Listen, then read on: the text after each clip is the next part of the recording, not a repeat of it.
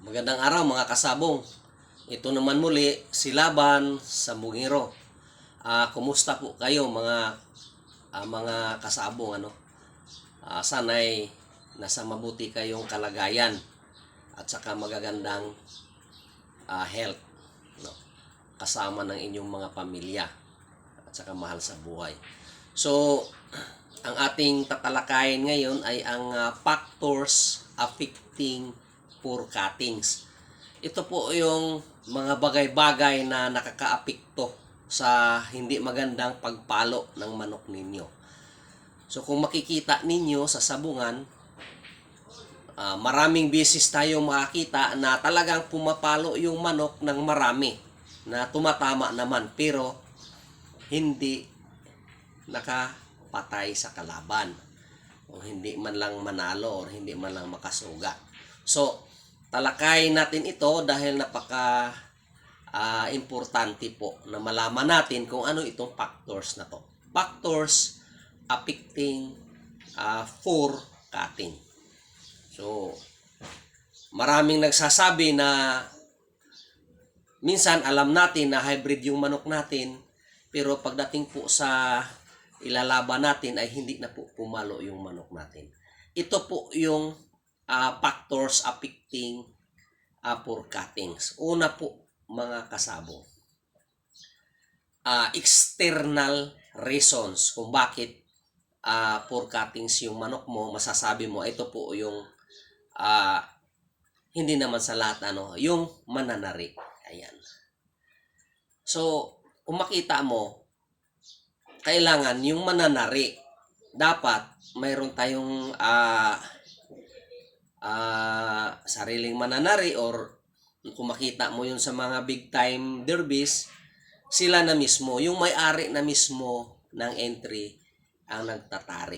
Mostly na nagtatari. Dahil nga, pagka may doubts kasi pagka iba yung magtari.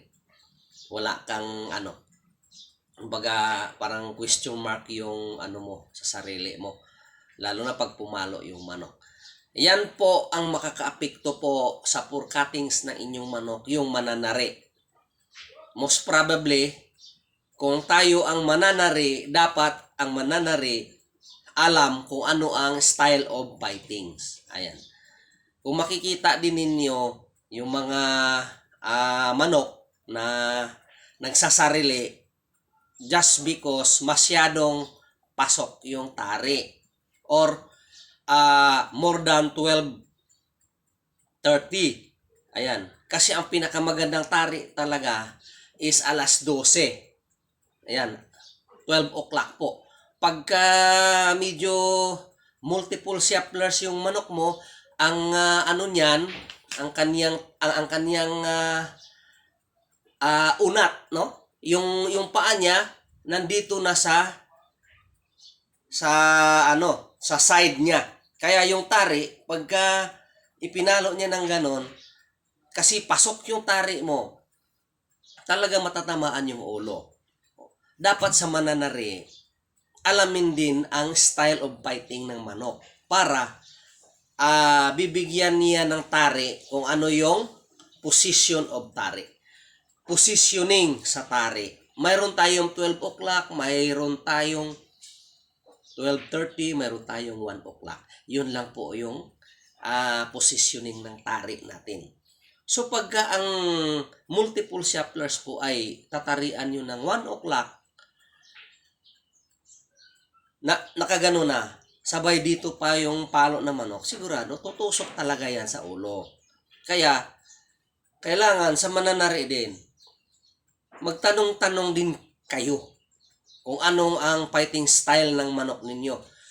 Bilang isang mananari, ang trutol ng manok, ang kanyang pagiri, makikita mo na kung ano yung style of fighting niya or sa itsura ng manok. Pag nakita mong hats, multiple yan. Pagka medyo masyadong mainit yung manok, probably multiple ang manok. Ayan. Kailangan bilang isang may-ari din ng manok, sabihin mo rin sa mananari na ito ay salto, ito ay multiple dahil hats. Ganon po yan. Yan po ang nakakaepekto. Isa. no? External, ito po yung mananari. Pangalawa po mga kasabong, tandaan mo to, makakaapit din ang internal na makaapit din sa poor cuttings ng ating manok. Especially sa manok mismo. Manok ito. Like for example, yung bloodlines mo. Baka gumamit ka ng mistiso.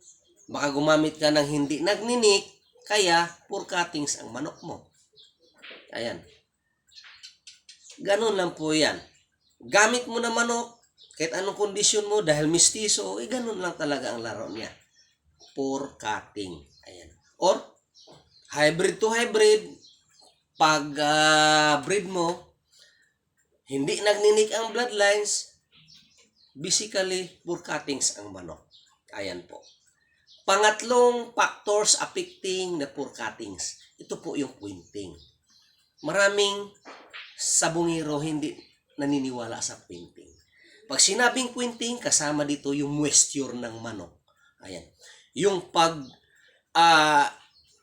pagbigay induce mo ng pagkain ng manok sa katawan ng manok.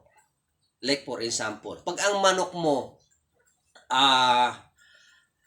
sweater, kaya nilang mag-withstand sa dry up. Walang kain.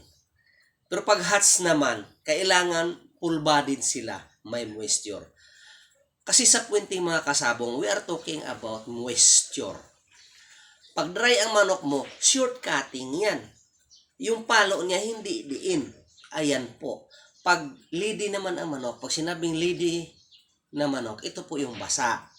So ang manok mo, sluggish na.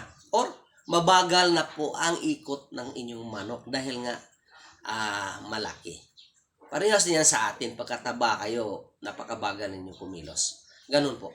Factors affecting the poor cuttings of your fighting cocks ay una po ay ang external na makakaapekto. Ito po yung mga mananari natin.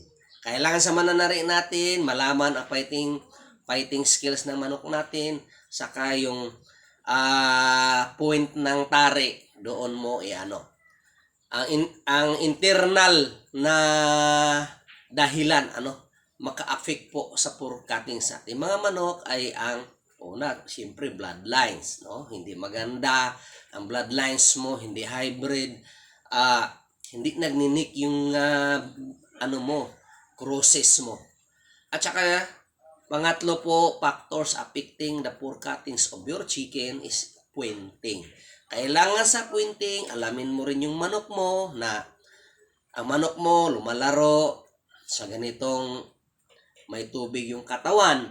Ayan, doon siya magaling. Kasi po, ang pagtatari ay studied, hindi basta-basta na magkondisyon po ng manok. Again mga kasabong, maraming salamat po sa ating mga viewers, lalong-lalo na sa ating mga subscriber.